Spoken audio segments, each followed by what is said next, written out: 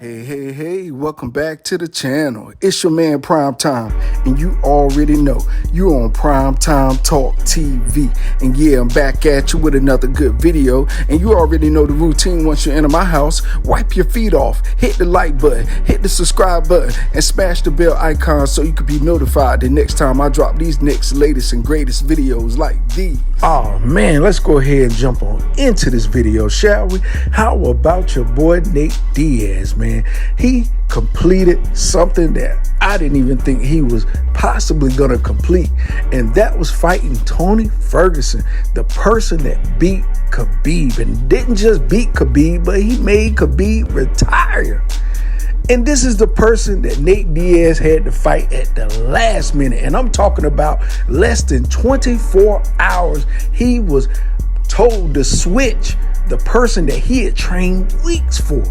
Trained weeks to fight Chimaev, Khamzat Chimaev, the guy they called the Wolf, the guy that's supposed to put fear in all the other UFC fighters' hearts, the guy that's supposed to make everybody afraid to fight him. Well, Nate Diaz has scheduled a fight this Saturday with him. Yeah, but guess what?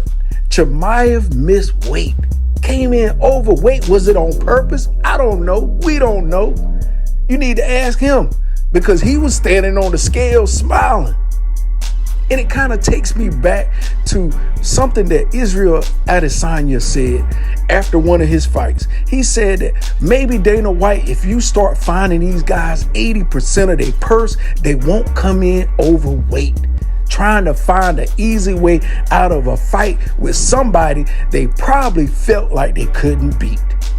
And that's what it looked like with Chimaev, because Chimaev, he got rescheduled as well. This was the first time I think anybody in UFC history ever seen Dana White reschedule fights and rematch them up with fighters at the very last minute. Hey, now it gives everybody equal opportunity because no one was prepared for anyone. So yeah, I give them all that. But the way Chimaev went for that easy takedown to wrestle somebody down and win the match, I'm looking at the comments, and a lot of people are upset by that, period. And they're looking now at Chimaev being a letdown. You know, he's really not fighting the best competition. And then when you finally get some good competition like a Nate Diaz, you miss weight. Wow. Isn't that convenient? But like Israel Adesanya said, Dana White, if you start hitting these guys for 80% of their purse, if they come in overweight, they won't do it no more, because that 20% means nothing to them. They looking at it 20% as Uncle Sam. I can throw that to him, no problem. I'll miss weight so I can come in heavier and have the advantage, so I can lay on top of them and put them to sleep. Put the crowd to sleep as well, because no one wants to pay $70 for a pay-per-view to see you lay on top of another man. And that's the bottom line. It says mixed martial arts, so show us some mixed martial arts.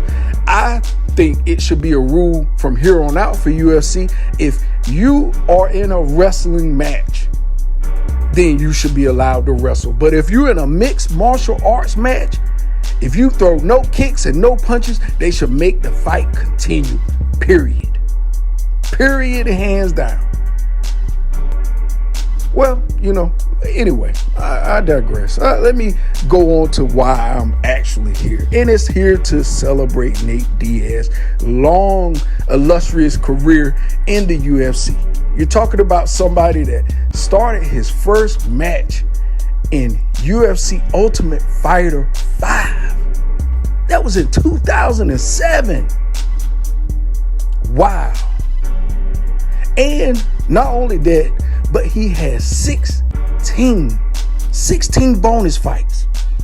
That's really the most in UFC history, I think. Wow. Gotta give that guy some credit.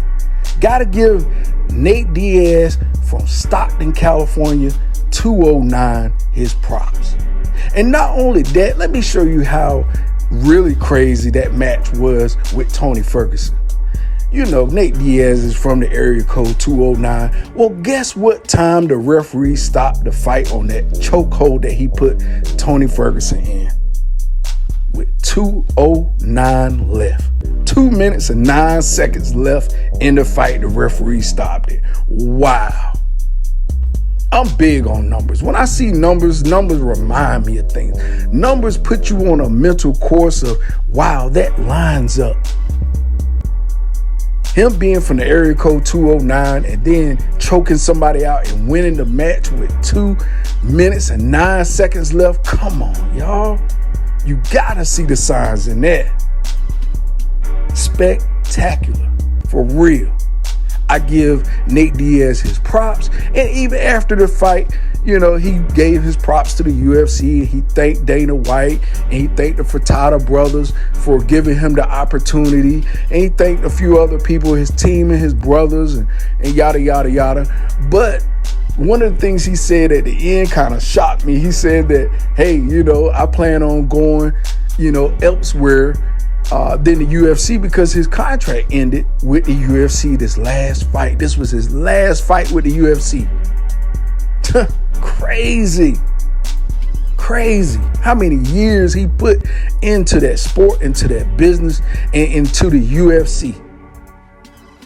And pretty much had to beg for fights his last, 5 years of his career because didn't nobody really want to take a risk on him. And the ones that did, rightly so, you saw the reason. He is one of the biggest upset masters in the UFC.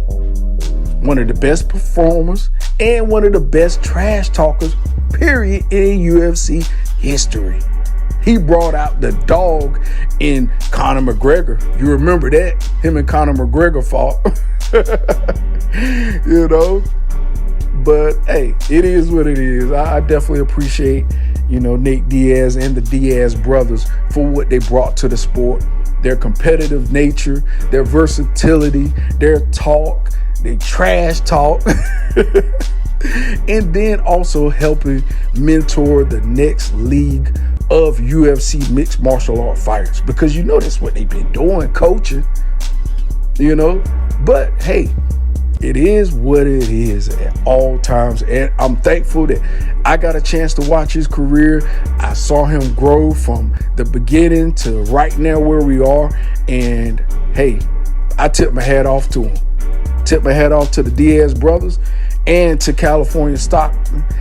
Look, all I can say from here, I look forward to him boxing because you know that's what he's been talking about. He's been talking about fighting the Paul brothers, Jake Paul, Logan Paul, and basically saying that he could do better than Anderson Silva in his next match coming up with Jake Paul. So we're going to watch. We're going to sit back, relax, and kind of see what else he's going to do next because you know with the Diaz brothers, they always cooking up something. So anyway, with that being said, that's all I got for this video. You already know the routine. When you leave my house, hit the like button, hit the subscribe button, smash the bell icon so you can be notified the next time I drop these next latest and greatest videos here on Primetime Talk TV, and I'm on social media everywhere. Definitely go to the website, primetimetalktv.com, and copy you some merch. All right, y'all. Peace, love. I'm out.